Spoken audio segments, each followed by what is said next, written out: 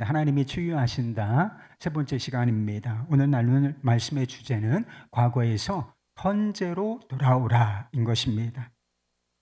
혹시 말론 브란도라고 하는 영화 배우를 아시는 분들이 있으신지 모르겠습니다. 요즘에 이렇게 젊은이들은 거의 모르죠. 좀 돌아가신 지도 좀 된 배우긴 한데 예전에는 아주 유명했던 배우입니다. 그분이 어떤 책 하나를 썼는데 제목이 퍼레이드예요. 그래서 이 책은 어떤 책이냐면 자신의 어린 시절의 경험이 자신의 이후의 삶에 어떤 영향을 미쳤는지 그런 것을 이렇게 드러내는 책이었습니다. 그는 아버지를 어떻게 표현했느냐면 성생활에 굉장히 문란한 바람둥이가 있잖아요. 자기 아버지는 바람둥이였고, 그리고 자신을 정신적으로 고문하고 어머니 인생을 비참하게 만든 알코올 중독자다, 이렇게 표현을 했다는 것입니다. 그러면 어머니는 어떤 분인가? 자기가 깊이 사랑하는 분이셨지만 어머니 역시 자신을 무시하였던 알코올 중독자였다, 이런 이야기를 했어요. 그는 성장한 이후에 자신의 애정생활, 연애 관계죠, 여성분들과 다른 이성과 관계를 맺는 방식에 대해서 이런 이야기를 했던 적이 있어요. 거기에 이렇게 썼습니다. 지금까지 살면서 여자는 수없이 많았다. 하지만 그 누구와도 몇 분 이상 같이 지낸 적은 거의 없다. 너무나 많은 애정 관계에 얽혀 나 스스로도 정신이 바로 박힌 인간으로서 생각되지 않을 정도였다.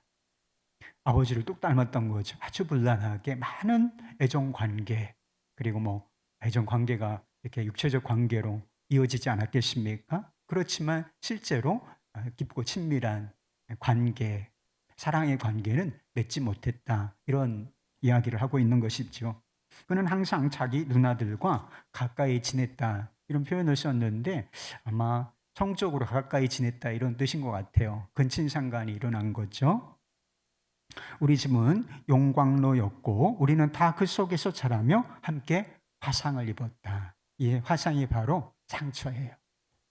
그는 과거를 회상하며 이런 말로 마무리를 따는 것입니다. 제대로 애정과 보호를 받으며 자랐다면 나는 다른 사람이 되었을 것이다.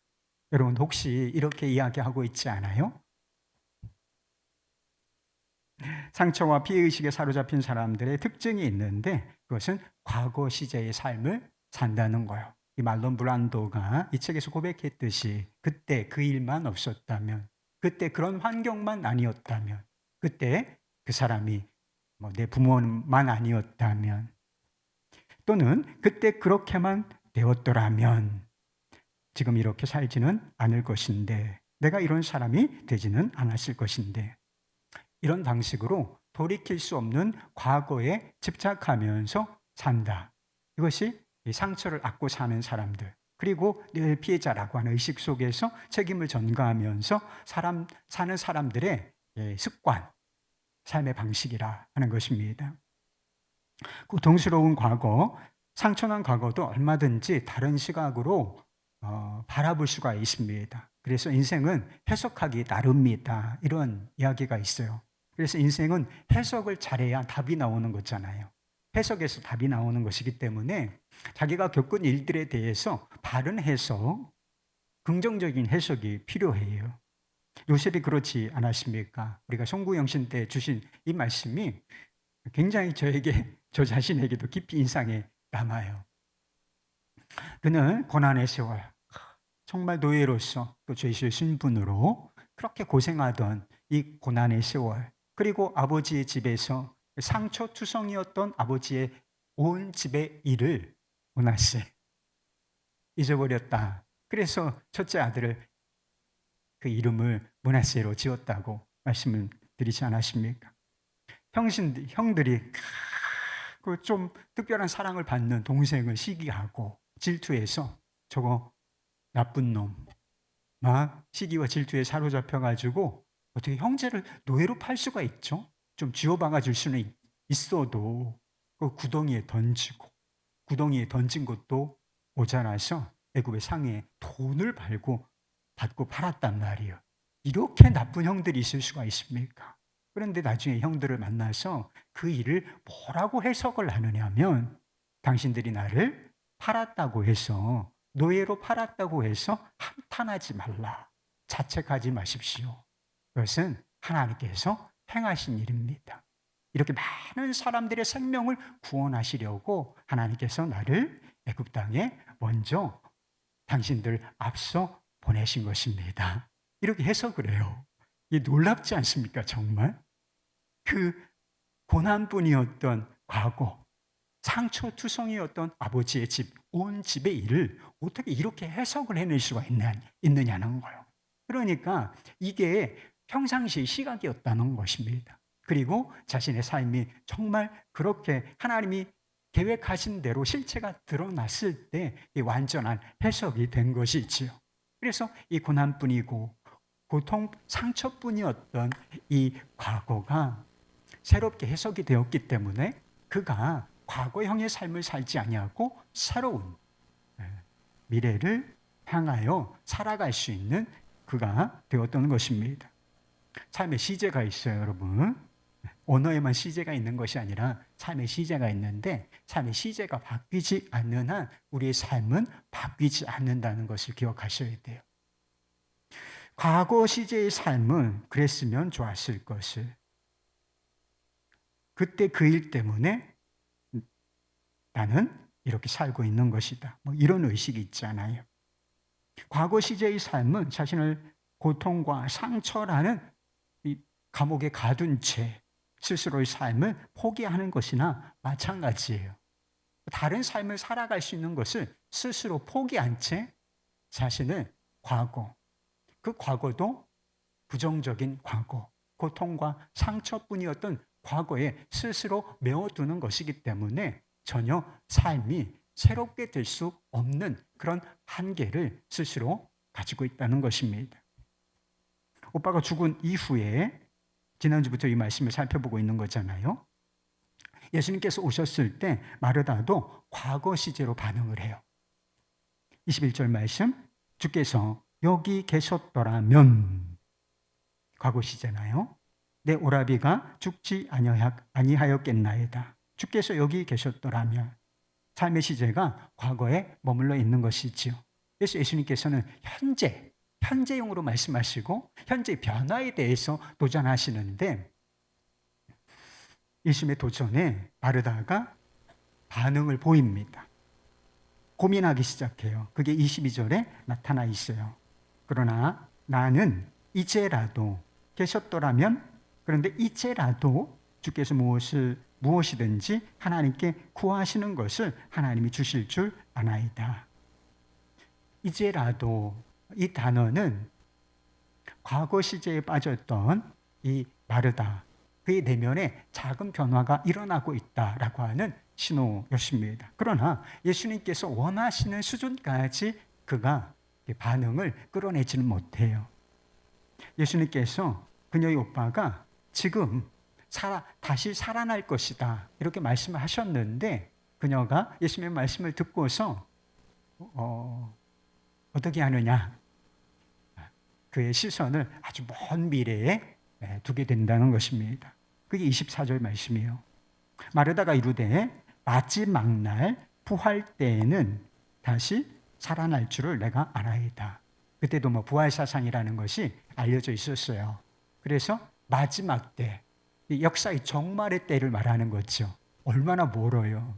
1년 후도 아니고 내가 죽을 때 뭐 그런 정도도 아니고, 인류의 이 역사의 마지막 때에 죽은 오빠가 다시 살아날 것을 내가 압니다. 이렇게 이야기하고 있는 것입니다. 오빠의 죽음이라는 뜻하지 않은 고통스러운 과거가 있어요. 그리고 다시 살아날 것이라는, 죽은 자가 부활할 것이라는 먼 미래에 소망이 있어요. 그런데 뭐가 없는 거예요? 현재가 없는 거예요. 믿음으로 바라보아야 하는 현재가 없는 것입니다. 그런데 고통과 상처라고 하는 감옥 속에서 사는 사람들이 꼭 이렇게 반응을 한다는 거예요. 과거 집착형, 과거의 시제에 살면서 막연한 미래, 그저 긍정적으로 소망스러운 미래, 이런 정도를 내다보는 그런 삶을 살아가는 사람들이 너무나 많다는 것입니다. 잘 나가던 기업이 왜 망했을까라고 하는 책이 있어요.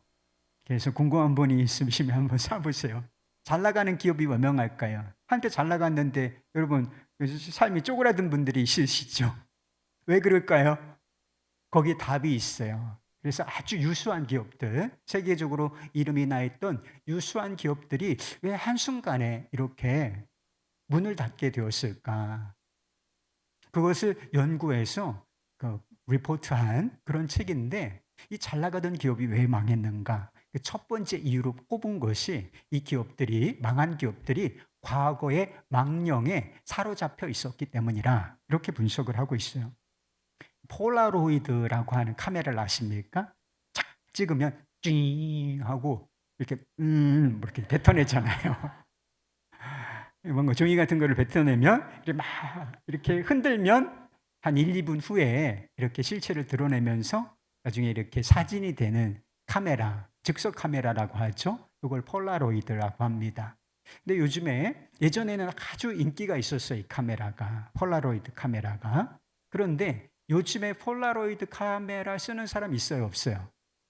팔긴 해요, 팔긴 해. 찾아보면 팔아. 그런데 이 카메라를 들고서 사진을 찍는 사람 아마 거의 없지 않겠나 싶습니다. 한때 막 이 카메라가 불티나게 팔렸단 말이에요. 그런데 왜 갑자기 이 회사가 망한 회사가 되었는가? 세상이 디지털 세상으로 변화하고 있는데 옛날 호황이었던 그 기억에 사로잡혀, 과거의 망령에 사로잡혀 있었기 때문이라는 것입니다. 그때 정말 잘 나갔었는데, 그리고 지금 어느 정도 팔리고 있어요. 그래서 소비자들은 다시 우리에게로 돌아올 것이다. 다시 호황일 때가 올 것이다. 이렇게 생각을 하고서 변화에 현재적 대응을 하지 않았기 때문이라는 것입니다. 그래서 세상이 변하고 있으니까 디지털 카메라라는 것이 나왔어요. 그래서 우리도 디지털 카메라를 출시하자, 이런 계획이 이 사회 안건 같은 것으로 올라왔는데 부결됐다는 거예요. 왜? 과거의 망령에 사로잡혀서 다시 좋은 시절 온다. 이렇게 좋은 컨셉 소비자들은 외면하지 않을 거야. 이런 생각에 빠져서 그들이 현재적 대응을 하지 못했기 때문에 이제 과거 속으로 사라진 기업이 되고 말았다는 것입니다. C.S. 루이스가 쓴 스크루테이프 편지, 제가 여러 번 소개해 드린 적이 있죠. 네. 마귀 대왕이 초보 마귀 웜우드 조카에게 인간을 어떻게 유혹할지, 그 유혹의 핵심은, 목적은 무엇이냐? 인간을 하나님으로부터 떼놓는 거예요. 어떻게 하나님과 거리를 두게 할지, 그렇게 그 편지 형태로 써진 그런 재미있는 책인데요. 거기에 이런 시간에 관한 이야기가 나와요. 인간은 제한된 시간 속에 살아가고 있다. 그런데 우리의 적, 하나님이 인간을 영원으로 이끌려 하고 있다. 내가 보기에 하나님이 인간들로 하여금 관심을 갖게 하려는 것은 크게 두 가지다.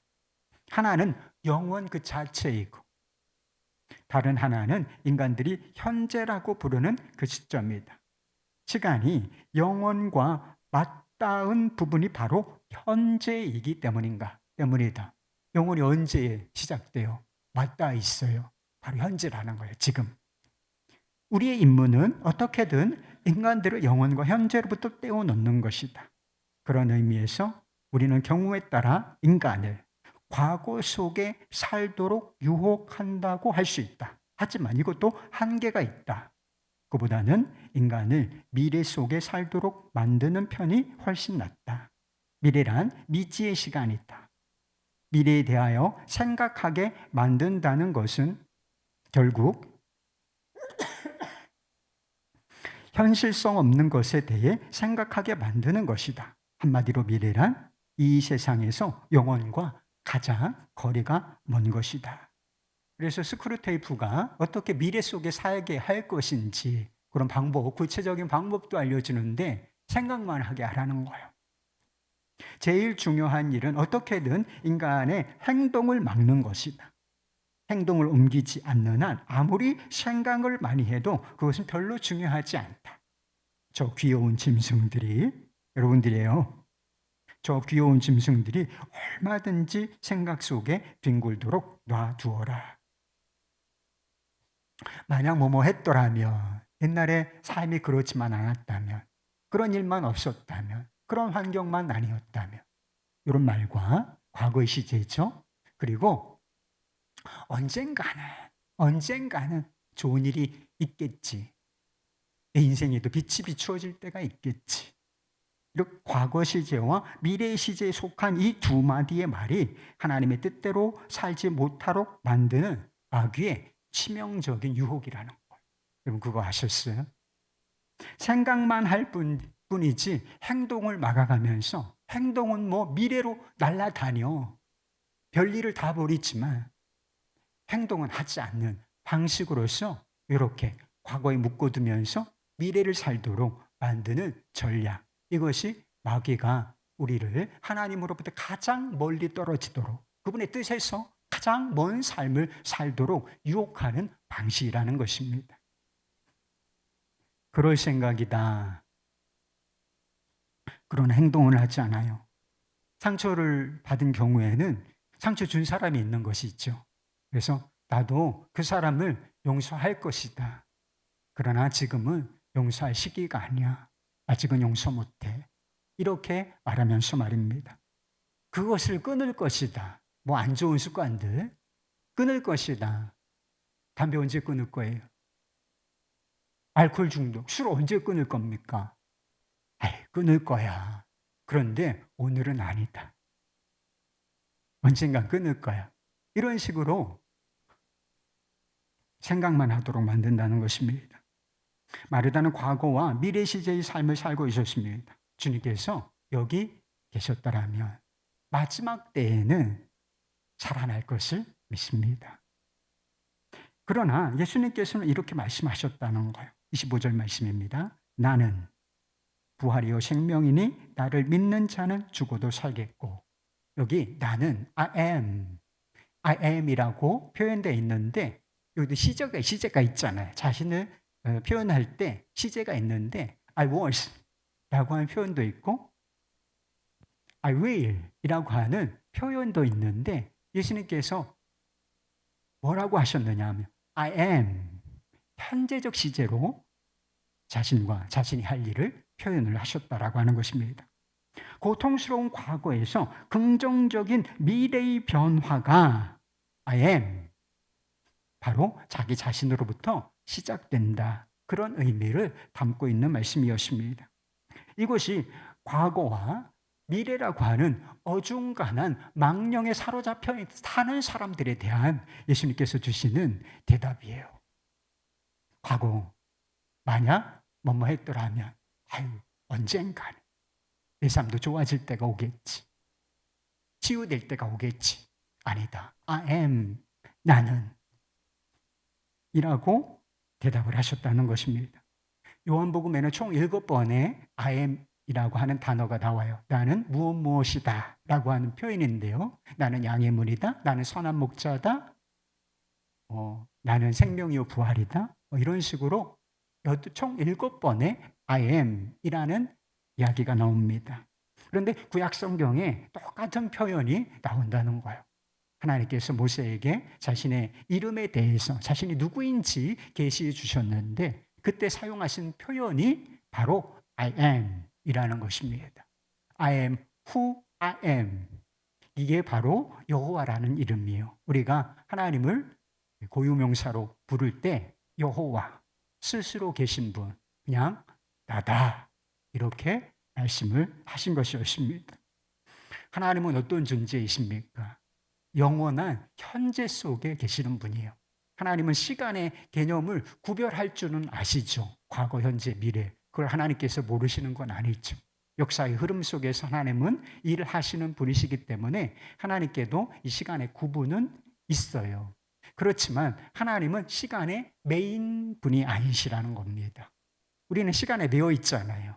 그렇잖아요. 과거, 현재가 뚜렷하고 시간 안에만 존재하는데 I am 이라고 말씀하시는 하나님은 시간에 매여 계신 분이 아니라 시간 위에 계신 분이시고, 그리고 이 모든 과거, 현재, 미래를 영원한 현재로 바라보시는 분. 우리는 이해가 안 돼요. 그냥 설명을 할 뿐이지. 그러나 하나님은 이 모든 순간을 영원한, 우리는 수평적으로 시간이 흘러가고 있다면 하나님은 이 수직적으로 시간을 바라보고 계시다라고 하는 것입니다. 그런데 그와 같이 성자 예수님께서도 영원한 현재라고 하시는 것을 드러내주는 말씀, 그것이 바로 I am, 나는 무엇이다 라고 하는 말씀이었던 것입니다. 예수님은 망가지고 상처난 사람들을 구속하시고 치유하시되 그 일을 언제 시작하실까요? I am, 지금 시작하신다. 언젠가는이 아니라 바로 지금 이 시간에 시작을 하신다는 것입니다. 지금 역사하실 예수님께서 사람들에게 요구하신 것이 무엇인가? 현재이신 자신에 대한 믿음이었다라고 하는 것입니다. 나는 부활이요 생명이니 내가 이것을 믿느냐? 그 뒤에 보면 그런 말씀이 있지 않습니까? 예수님의 물음, 나는 부활이요 생명이니 I am, I는 현재다. 이것을 내가 믿느냐라고 물으셨을 때에 마르다가 이렇게 반응합니다. 그게 27절 말씀이에요. 주여 그러하외다. 주는 그리스도이시요 세상에 오시는 하나님의 아들이신 줄을 내가 믿나이다. 과거, 바꿀 수 없는 과거와 그리고 막연한 미래, 소망스럽긴 하지만 막연한 미래, 이렇게 시선이 흩어져서 이렇게 떠돌던 그의 시선, 초점이 현존하신 예수님께 이렇게 집중되는 것을 보게 된다는 것입니다. 거기서 새로운 차원의 믿음이 생성되어 가고 있음을 이렇게 보여주고 있는 말씀이 바로 27절의 말씀인 것입니다. 그렇게 내적 변화가 시작된 마르다와 함께 예수님께서 나사로의 무덤 앞에 서신다는 것입니다. 그런데 무덤 앞에 계신 예수님, 영원한 현재이시며 부활이요 생명이신 예수님께서 이 무덤 앞에서 좀 의외의 반응을 보이신다는 거예요. 그래서 이 본문이 길어서 표현은 본문으로 잡진 않았지만 35절에 예수님께서 무덤 앞에서 무엇을 하셨는지가 나와 있어요. 예수께서 눈물을 흘리시더라. I am who I am. 이거는 창조주라는 뜻이거든요. 전능하신 하나님이라는 뜻입니다. 그런데 영원한 현재이신 예수님께서 우셨다는 것입니다. 이 말씀의 정황을 보면 그냥 우신 정도가 아니라 큰 소리로 눈물을 흘리시며 우셨다는 것을 알 수가 있어요. 33절 말씀에 보면 예수님께서 왜 이렇게 우셨는지 그 이유가 나와 있습니다. 심령에 비통히 여기시고 불쌍히 여기사. 누구를 불쌍히 여기셨다는 것입니까? 이 표현은 예수님께서 창자가, 그러니까 비통히 여기다, 긍휼히 여기다, 이 표현이 어떤 표현이냐면 우리는 이 말씀의 그 강도를 이해할 수가 없다는 거예요. 그런데 이 단어가 원래 어떤 의미를 담고 있느냐. 창자가 뒤틀리고 심장이 터져나왔다, 이런 뜻이라는 것입니다. 사별의 고통 때문에 슬퍼 우는 이들, 죽음의 절망이라는 이 운명에 매여 있는 이들을 불쌍히 여기는 마음 때문에 창자가 뒤틀릴 것 같고 그 심장이 터질 것처럼 우셨다는 것입니다. 여러분도 과거에 고통스러운 일을 경험하셨던 일이 있으시죠? 고통과 상처로 이렇게 울었던 그런 경험이 있으실지도 모르겠습니다. 그때 내가 고통당할 때 하나님은 어디 계셨습니까? 이런 책 제목도 있지 않습니까? 그런 것처럼 내가 이렇게 고통당할 때 주님은 어디 계셨습니까? 라고 질문하는 경우가 있어요. 예수께서 눈물을 흘리시더라. 이것은 이런 질문에 대한 답이에요. 내가 고통당할 때, 고통의 순간에 도대체 주님은 어디 계셨습니까? 도대체 주님은 무엇을 하셨습니까? 짧지만 예수께서 눈물을 흘리시더라. 여기에 모든 대답이 포함되어 있는 것이라는 것입니다. 영원한 현재이신 하나님은 그냥 천상에 앉아있는 존재가 아니라는 것입니다. 우리가 고통당할 때 그저 팔짱을 끼고 근엄한 미소를 짓고 또는 우울한 표정을 짓고 계시는 분 정도가 아니라는 것입니다. 그분은 무한한 긍휼로 고통당하는 자와 함께 고통을 당하시고 우는 자와 함께 우시는 분이시라는 것입니다. 그 사랑과 긍휼의 실체가 육신을 입고 오신 예수, 임마누엘이라고 불리시는 예수, 십자가에서 고통당하시고 죽임을 당하신 예수 그리스도이신 것입니다. 며칠 전에 모로코에서 오신 선교사님을 만났어요. 그런데 이야기를 하는데 모로코에서 살다 보니까 자기가 느낀 게 한 가지, 꼭 지나가는 말처럼 한 것인데 제가 이렇게 느껴진 게 있었어요. 뭐라고 하느냐 하면 자기가 모로코에서 살며 사역을 하다 보니까 성육신, 예수님께서 육신을 입으시고 이 땅에 오셨다는 것이 얼마나 놀라운 일인가, 이것을 조금 더 깊이 깨닫게 되었다, 이렇게 얘기를 하더라고요.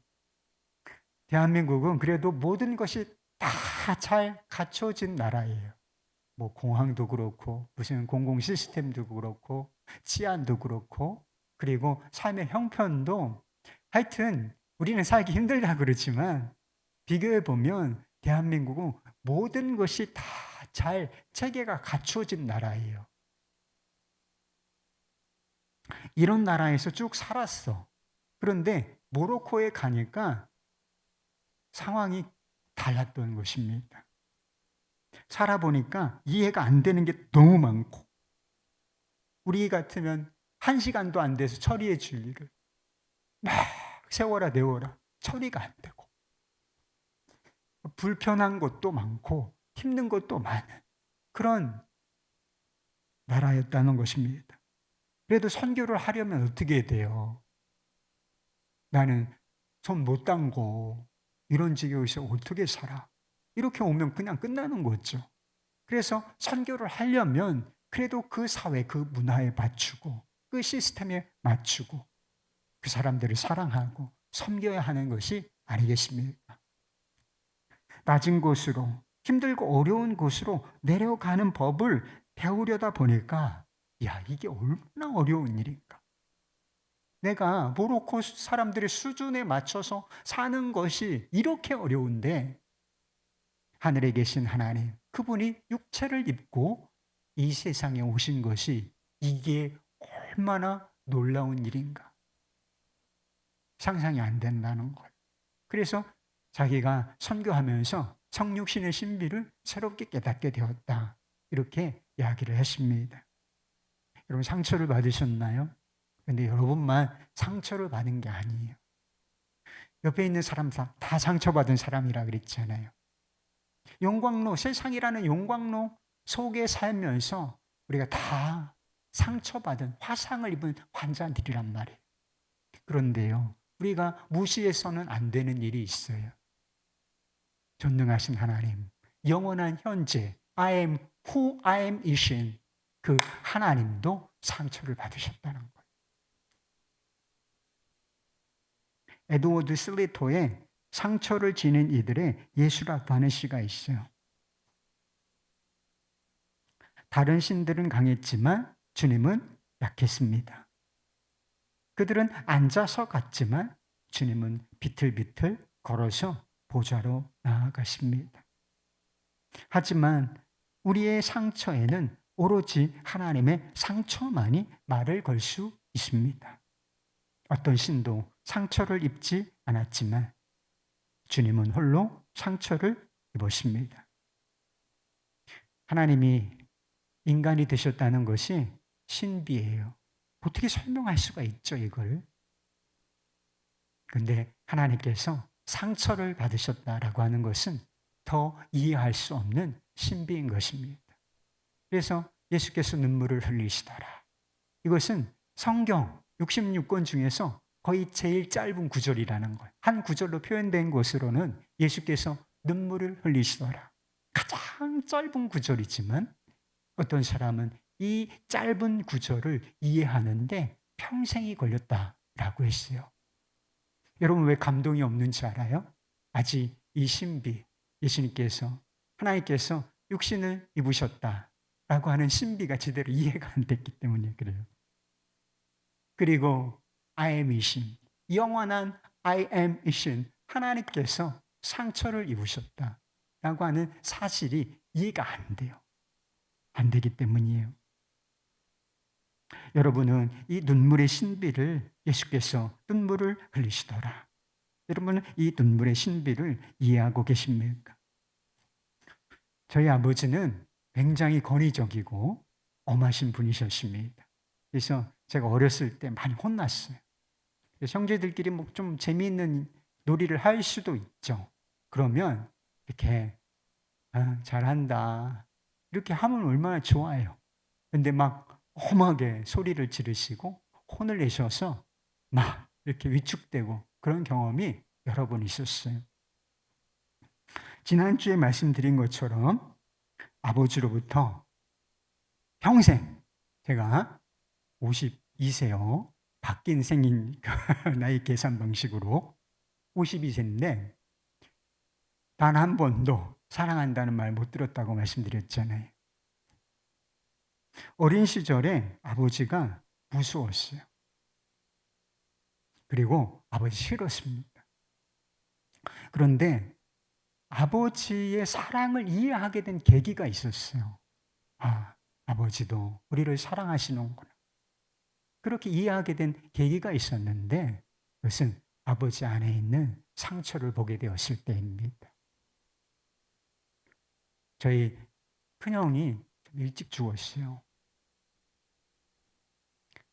일찍 죽었는데 땅이 묻었죠. 장례를 이제 치르면서 마지막 그때는 지금은 화장이 보편적이지만 그때는 매장을 많이 하던 때예요. 그래서 땅을 파고서 관을 내리고 흙을 덮고 봉분을 하고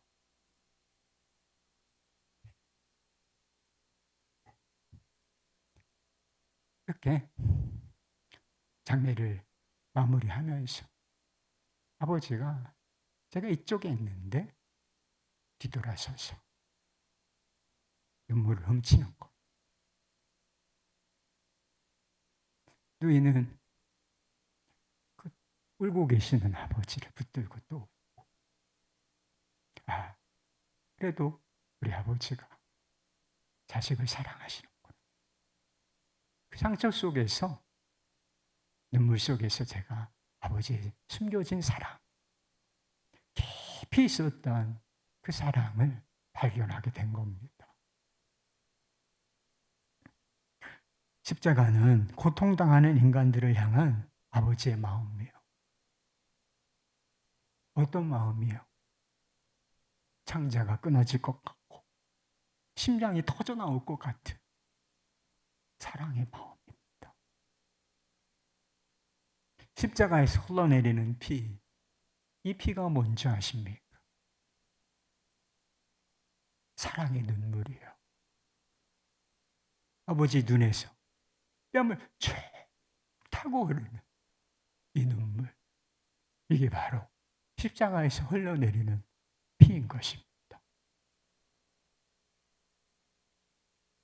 예수님의 손과 발에 그리고 머리에 옆구리에 생긴 상처는 상처받은 자와 함께 하시는 하나님의 상처인 것입니다.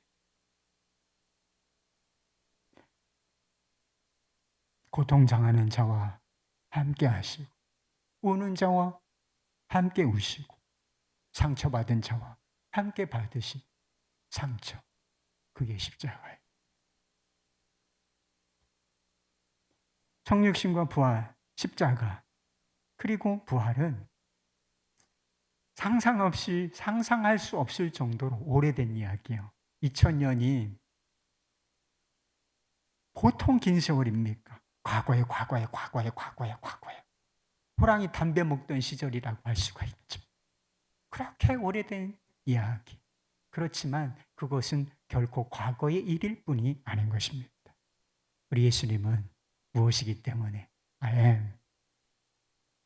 am who I am, 영원한 현재이시기 때문입니다.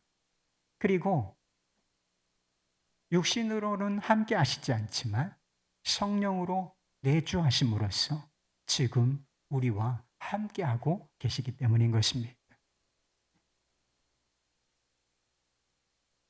치유와 회복의 소망은 막연한 미래에 있는 게 아니에요. 언젠간 좋아지겠지. 영원한 현재이신 예수님께 있는 것입니다. 내가 고통당할 때 함께 고통당하시고 눈물을 흘리시는 예수. 나를 위하여 십자가에서 죽으시고 나를 위하여 다시 사신 예수. 그리고 지금 나와 함께 계신 예수. 지금부터 영원한 현재로 함께 하실 예수 그리스도께 치유와 회복의 소망이 있는 것입니다. 다른 강의에서도 또는 다른 종교에서도 현재를 중요하게 생각해라 그래요. 막연하게 살지 말고 현재를 중요하게 생각하고 뭔가 지금부터 변화를 꾀하라고 이야기합니다. 그런데 그거는 진짜가 아니에요. 진정한 변화는 그렇게 해서 생기는 게 아니기 때문입니다. 진정한 변화는 I am, 영원한 현재이시고 부활이시고 생명이신, 그리고 우리와 함께 하시는 인격체 예수 그리스도께 초점을 맞출 때 일어나는 것입니다.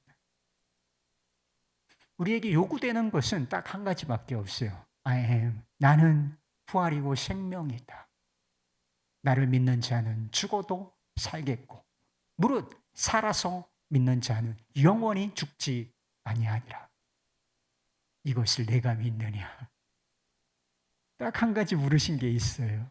I am이신 예수님께서 우리에게 물으신 것이 무엇인가? 내가 나를 믿느냐? 내가 행할 일을 믿느냐? 물으신 것입니다. 제 과거는 상처뿐인데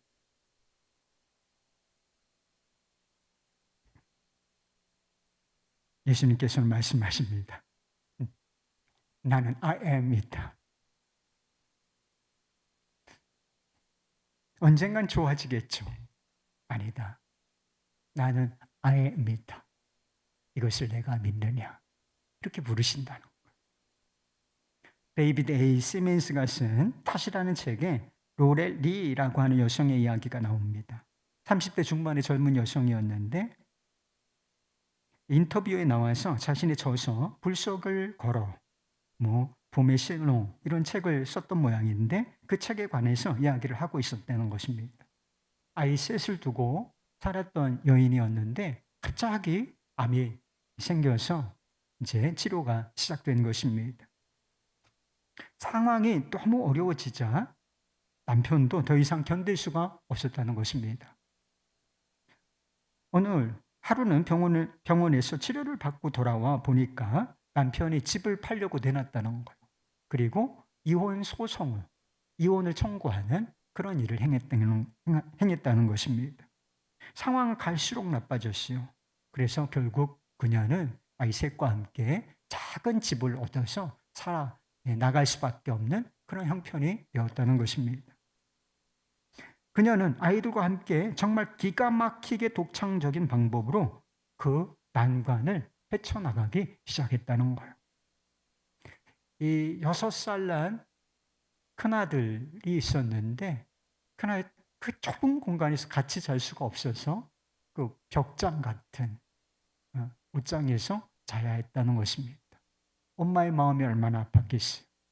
그래서 어떻게 하기로 했느냐 하면 철도 그림, 기차 그림을 여러 개를 사와가지고 그쪽 옷장에 다 붙였다는 거예요.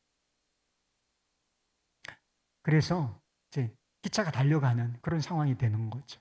그리고 옷장의 선반, 그것을 이제 우리는 별로 없지만 외국에는 장거리 여행하는데 침대 칸이 있잖아요. 기차의 침대 칸처럼 간단하게 선반을 얹어서 그렇게 만들어 주었다는 것입니다. 그래서 침낭을 걸어주고 아이에게 프레쉬 하나를 딱 들려주고서 이렇게 자도록 했는데 아이는 마냥 즐거워했다는 것입니다. 암은 좀 누그러졌다, 재발했다 이런 상황이 계속되었기 때문에 그냥 자신의 건강 상태가 호전될 것이다. 그렇게 기대하기가 어려운 그냥 막막한 상황이었습니다. 그녀와 인터뷰하던 사람이 너무 기가 막혀서 이런 질문을 했다는 거예요. 어떻게 이런 삶이 가능합니까?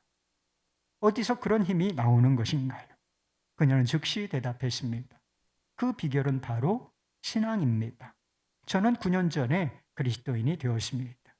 그리고 현재를 사는 법을 배웠습니다. 그것을 배운 뒤로는 그 어떤 것도 저를 이길 수 없습니다. 오히려 제가 이기는 자가 되었습니다. 사실 저는 이 모든 것에 대해 감사드립니다. 그저 하루 단위로 살면서 순간순간 기쁘게 보냅니다. 전에는 항상 미래에 살았습니다. 주말까지만 기다리자. 방학 때까지만 참자. 이런 식이었죠. 하지만 지금은 순간순간마다 다 소중합니다. 하나님이 나와 함께 하시는 것을 알기 때문에 이제는 엘리베이터에 내려감 단추 대신 올라감 단추를 눌러놓고 위를 올려다보며 삽니다. 사랑하는 여러분, 상처받은 과거에서 현재로 돌아오시기를 바랍니다. 막연하고 막막한 미래에서 다시 현재로 돌아오시기를 바라요. 예수님께서 함께 계시는 현재, 그리고 변화를 시작하시는 그 현재로 돌아오시기를 바랍니다. 영원한 현재이신 우리 주 예수 그리스도와 함께 이기는 자로 살아가실 수 있기를 우리 주님의 이름으로 축복합니다.